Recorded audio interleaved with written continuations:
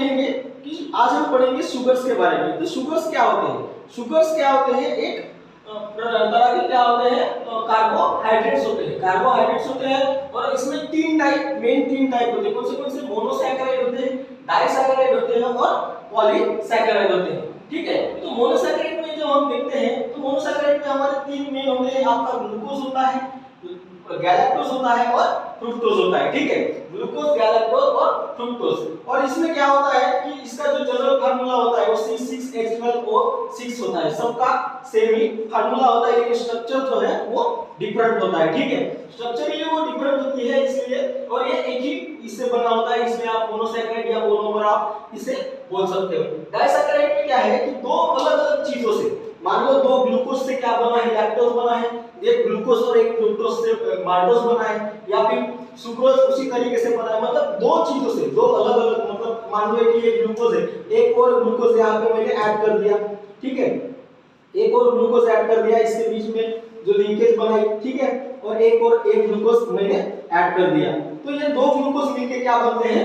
Disaccharide बनते हैं। और इन दोनों के बीच में जो लिंकेज होता है इनको हम बोलते हैं, इस लिंकेज को हम बोलते हैं, क्या बोलते हैं? कौन सी? यह ग्लाइकोसिडिक लिंकेज, ये ग्लाइकोसिडिक लिंकेज बोलते हैं। ठीक है, तो ये हो गया आपका डाइसैकेराइड। अब उसके बाद में हम बात करते हैं पॉलीसैकेराइड। पॉलीसैकेराइड में आपका आता है स्टार्च आता है, ग्लाइकोजन आता है, सेलुलोज आता है, काइटिन आता है, जिसका स्ट्रक्चर बहुत बड़ा हो। ठीक है, जिसका स्ट्रक्चर बहुत बड़ा हो या जिसको डाइजेस्ट करने में बहुत ज्यादा मतलब ये एनर्जी लगती है। जैसे सेलुलोज हो गया, सेलुलोज हम डाइजेस्ट नहीं करते, ह्यूमन भी कभी डाइजेस्ट नहीं कर सकता, हम जैसे खाते हैं वैसे ही बाहर छोड़ देते हैं। ठीक है, तो सेलुलोज जो है वो डाइजेस्ट कर पाते हैं, कौन कर पाते हैं? जो रूमिनेंट्स है, जो ऑर्गेनिक, मतलब जो रवंथ करने, जिसे हम बोलते हैं ना एनिमल्स।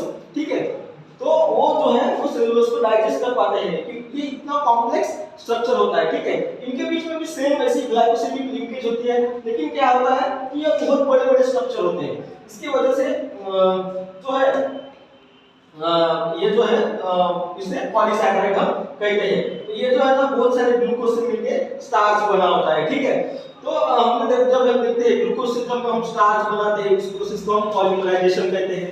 और ऐसे अलग-अलग टाइप के जो प्रोसेस है उसको हम अलग-अलग टाइप से नाम देते हैं। जैसे कि डीएनए से आरएनए बनना, डीएनए से जब आरएनए बनता है तो उसे हम क्या बोलते हैं? ट्रांसक्रिप्शन। क्या बोलते हैं? ट्रांसक्रिप्शन। ठीक है, और आरएनए से जब डीएनए बनता है, तो उसे हम बोलते हैं रिवर्स ट्रांसक्रिप्शन। क्या बोलते हैं? रिवर्स, क्योंकि उल्टा हो रहा है ना, रिवर्स ट्रांसक्रिप्शन। ठीक है, आप जो टेस्ट करते हो जैसे कि आरटीपीसीआर करते हो, आरटीपीसीआर का लॉन्ग फॉर्म क्या है? Reverse transcript test. क्या है? Reverse transcript test polymerase chain reaction, यानी कि उसमें रिवर्स डीएनए से आपको आरएनए से आपके डीएनए में कन्वर्ट किया जाता है। ठीक है, फिर आरएनए से जब प्रोटीन बनता है तो उसे हम बोलते हैं ट्रांसलेशन। और अमीनो एसिड से जब प्रोटीन बनता है, उसको हम बोलते हैं पॉलीमराइजेशन। सेम इसमें भी अगर ग्लूकोज से स्टार्च बन रहा है तो फिर भी पॉलीमराइजेशन, या अमीनो एसिड से प्रोटीन बन रहा है तो भी क्या होगा? वो पॉलीमराइजेशन। जब हम प्लांट्स की बात करते हैं तो प्लांट्स के फूड कहाँ पे बनता है? उनके लीव्स में बनता है, लीफ में बनता है। ठीक है, तो प्लांट्स का फूड जो है उसके लीफ में बनता है, तो अदर पार्ट्स को फूड मिलना चाहिए, तो उसके लिए फूड उसको ट्रांसफर करना पड़ेगा। ठीक है, वाटर कहाँ से आता है? नीचे से, रूट्स जो है उससे वाटर एब्जॉर्ब करते हैं, तो ऊपर अपर पार्ट तक पहुंच जाते हैं, और लीव्स क्या करते हैं? सारा खाना जो है नीचे तक पहुंच जाता है, या सारे अदर पार्ट्स तक पहुंच जाता है। तो फूड जो है वो leaves other part of body, मतलब प्लांट में अदर पार्ट ऑफ बॉडी में पहुंच जाता है। उस प्रोसेस को हम बोलते हैं ट्रांसलोकेशन। क्या बोलते हैं? ट्रांसलोकेशन।